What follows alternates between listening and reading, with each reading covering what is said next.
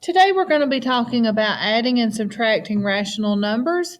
We talked about rational numbers being anything we can find on the number line as long as it can be represented as P over Q, which is just a weird way of saying it can be represented as a fraction. As long as that denominator is not zero, it can be different numbers can be represented as fractions. And if they're found on the number line, that means they are rational. Today, we're going to be talking about adding and subtracting decimals. Now, here's the good thing. We just learned signs about adding and subtracting integers, and we use the exact same rules. So again, it is same signs equal sum. I forgot to put an S here. Same signs equal sum. That means we're going to add and keep the sign of the largest absolute value. Remember, absolute value is the distance a number is from zero on a number line. So it will always be a positive answer if it's absolute value. We will also be using different signs equals difference. So we will subtract and keep the sign of the largest absolute value. And we know if we subtract that we have to change it to an addition problem by doing the opposite and then just following these rules. So I don't think decimals are going to be a huge big deal because it's just like adding and subtracting whole numbers. And so we're going to work on decimals today, and then we're going to work on fractions for several days because we know fractions always kind of freak us out a little bit. So we're going to work on decimals today, and I'll throw some decimals in every once in a while because eventually we'll get to do all four operations, adding, subtracting, multiplying, and dividing. But for now, we're just working on adding and subtracting. So I want you to look at this problem I have. I have positive 1.6, and I know that that really says 1 6/10, but for time's sake, I'm just going to say 1.6. So I have positive 1.6 plus negative 2.5. I'm going to follow these same rules. So the first thing I'm going to do is look at my signs. So my signs are positive and negative. So that means my signs are different. And different means I'm going to subtract. So I don't know about you, but it helps me to see it vertically. I like to see it up and down. So I'm going to rewrite it up and down. So I'm going to subtract, so I'm going to do 2.5 minus 1.6. And I want you to notice that I lined my decimals up. Anytime you're adding or subtracting decimals, they have to be lined up. So if I have 2.5 minus 1.6, I see that my 6 is too big, so I go over here and I borrow, and then that makes my 5 of 15. 15 minus 6 is 9. I bring my decimal straight down, and 1 minus 1 is 0. So my answer is 0.9, but I have to go back and check which one has the greatest absolute value. It is negative 2.5, so my answer will be negative. Negative 0.9 is my answer. So let's look at another one. Let's look at positive 4.5 plus positive 6.7. The first thing I'm going to do is the same thing I did with integers. I'm going to check to see, is this addition? It is addition, so that means I just need to check my signs. So when I check my signs, I see that I have a positive and a positive. That means my signs are the same. Same means sum, which means I'm going to add. So I'm going to come over here to the side and I'm going to line them up vertically. So I have 6 plus 6.7 plus 4.5. Again, you always line your decimals up. 7 plus 5 is 12, so I'm going to put my 2 here, carry my 1. 1 plus 6 is 7. 7 plus 4 is 11. And I bring my decimal straight down. So I'm going to transfer this over here. 11.2.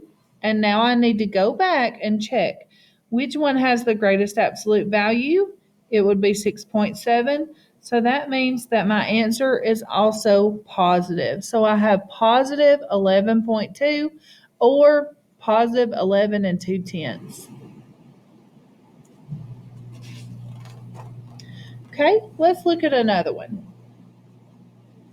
Let's do negative 5.257 minus positive 6.49.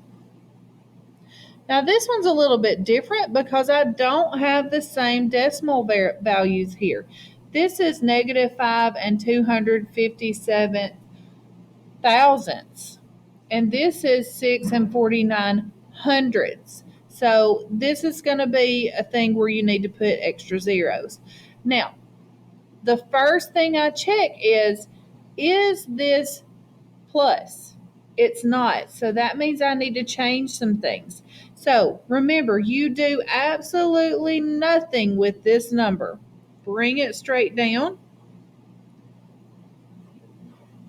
Now this needs to change to a plus sign.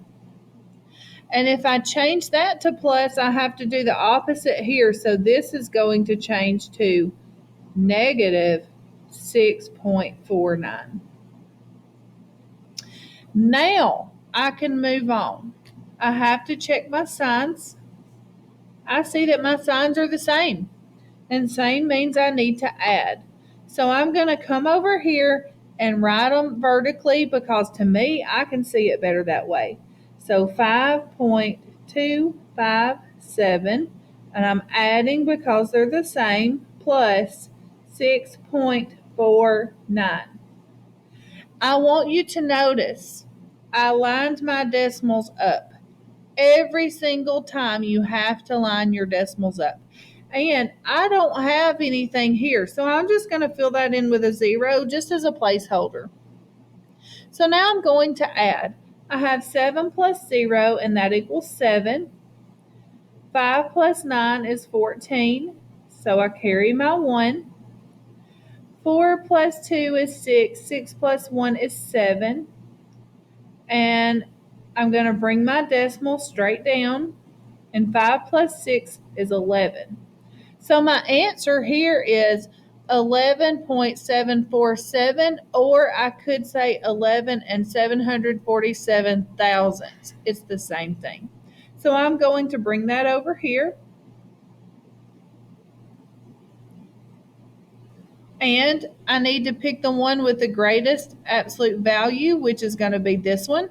So it is negative. So that is my answer. Let's try another one. As long as you remember how to use whole numbers and you remember to line your decimal up, you're going to be fine. Just don't forget to line that decimal up. That's very important with decimals.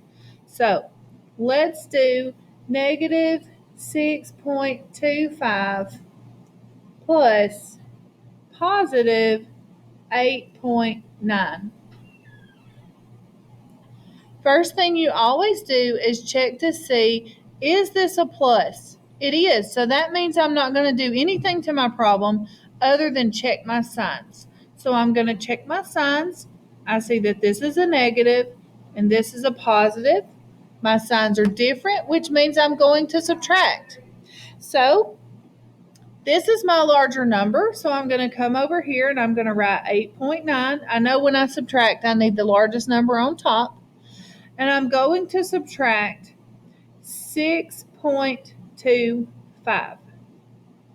Notice again, I lined my decimals up. So what do I need to put here to hold this place? Because it looks kind of funny like this. I'm just going to fill in the place with a 0 because that doesn't change, that this is still 8.9. It's the same thing. I just have a 0. So that works. Now I need to subtract. So 0 minus 5, I can't do that. So I'm going to come over here and borrow from 9. That makes that an 8. That makes this a 10. 10 minus 5 is 5. 8 minus 2 is 6. Bring your decimal straight down. And 8 minus 6 is 2. So that's my answer, 2.65. But it's very important that you go back and see what your sign needs to be. This one has the greatest absolute value, so my answer is positive 2.65. Let's do one more and then I'll let you practice on your worksheet for today.